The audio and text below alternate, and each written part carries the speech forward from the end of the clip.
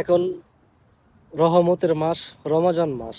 এই রমজান মাসের মনে করেন প্রায় শেষ সময় আমরা আছি। সৌদি আরবে হয়তো 24 রমজান আজকে হয়তো শেষ হয়ে গেল, সামনে আর কিছু রমাদান আছে, তারপরে ঈদ হয়ে যাবে। খুব তাড়াতাড়ি এই রমজান মাসও চলে গেল আমাদের জীবন থেকে। আর কত আত্মীয় স্বজন, কত কাছের ভাই ব্রাদার আস্তে আস্তে অনেকে চলে গেছে, হয়তো আমরা কোনো খোঁজও পাইনি তাদের। এই দূরপ্রবাস আসার পর অনেক মানুষ আছে ইন্তেকাল করছে, অনেক জায়গায় চলে গেছে, তাদের কোনো খোঁজ পাইনি কে এই দূরপ্রবাসী হওয়ার পর। আর আজকে একটু পার্কে আসছি।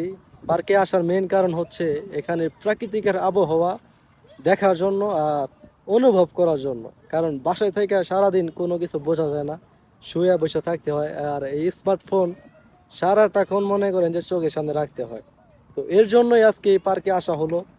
পার্কে আসা বসে রয়েছি, একটু প্রাকৃতিকের আবহাওয়া অনুভব করতেছি। আর আমার সামনে বাচ্চা পোলাপানরা ফুটবল খেলা করতেছে, তো ওদের খেলাও দেখতেছি আমি। আর আপনাদের মাঝে ওদের খেলাটা শেয়ারও করতেছি। এই যে দেখতে পাচ্ছেন বাচ্চা পোলাপানরা খেলাধুলা করতেছে। এক সময় আমরা অনেক খেলাধুলা করছি, কিন্তু ওদের মতো রাত্রে বেলা খেলাধুলা করি নাই। কিন্তু ওরা এই রাত্রে বেলা খেলাধুলা করতেছে। আর আমরা যখন দেশে আসছিলাম তখন মনে করেন সারাটাক্ষণ মনে করেন মাঠের ভিতরে আসছিলাম। ওদের মধ্যে আর আমাদের মধ্যে তফাৎ এতটুকুই ভাই। এখন হয়তো ওরা এই সময়টা খুবই এনজয় করতেছে, ওদের লাইফে বেস্ট সময় হচ্ছে এটা। যখন বড় হয়ে যাবে তখন মনে করেন এই সময়টা ওরা মিস করবে, যে আমরা ছোটকালে এত কিছু করছি।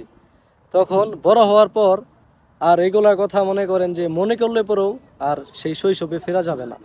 যখন আমাদের অবস্থা, আমরা বড় হয়ে গেছি, এখন প্রবাসে আছি, টাকা পয়সা কামাই করতেছি, পরিবারে হাল ধরতেছি, কিন্তু শৈশবে ঘটে যাওয়া সেই মধুময় স্মৃতিগুলো শুধু এখন মনে পড়ে। কিন্তু সেই মধুময় স্মৃতিগুলো এখন আর ধরে রাখা যায় না। সময়ের ব্যবধানে আস্তে আস্তে সবই চেঞ্জ হয়, কাছের মানুষ, ভাই ব্রাদার সব কিছুই আস্তে আস্তে চেঞ্জ হয়। এটাই হচ্ছে পৃথিবীর আসল খেলা ভাই।